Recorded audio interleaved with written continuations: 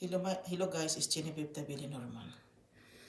Nagandahan ako itong klaseng bulaklak na ito na every summer parang sinasabi niya, Genevieve, pick me, pick me, pick me. Andyan lang siya sa nature namin.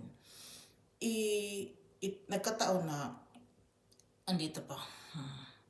Nagkataon na sabi ni Norman na Frank na my husband bring sorrow there sa forest na I don't where is forest kay biski forest na gani in here we are living in the forest paghapon.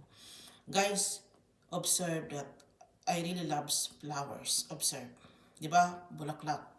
Pagdating dito nagkadumi-dumi na lang yung tablecloth ko, still bulaklak pa rin. Oh, ito matagal na sa dyan, bulaklak pa rin siya ha, anthurium siya. Binili ko siya ha.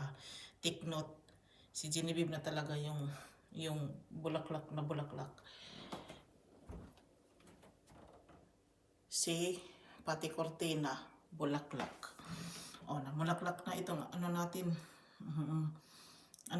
peace lily.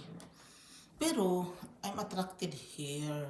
Maganda siya guys, di ba? Oh, maganda ang pagka-yellow niya. Hindi ko talaga ito pwedeng hindi ito kukunin kasi nagandahan talaga ako sa kulay niya. Yellow siya guys. Hindi ko naman iniisip na gold ka dyan kasi bulaklak ka naman. Ano lang talaga, I'm so very attractive to you.